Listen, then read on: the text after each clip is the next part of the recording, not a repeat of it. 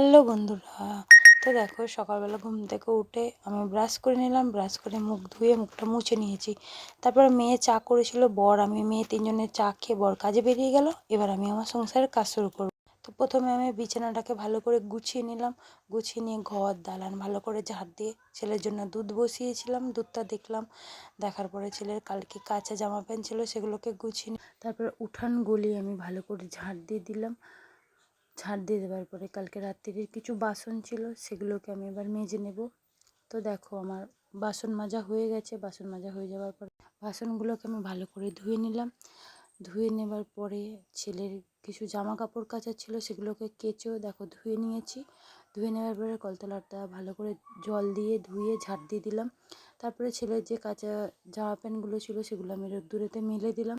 দিয়ে ঘরে এসে ভাত বসিয়ে দিলাম। তারপর ছেলে উঠে পড়েছিল, ছেলেকে খাইয়ে দাইয়ে একটু গল্প করছিলাম। আমার সব কাজ কমপ্লিট হয়ে গেছে, দিয়ে আমি এবার চান করে নিলাম। তো ভিডিওটা কেমন লাগলো জানিও, টাটা।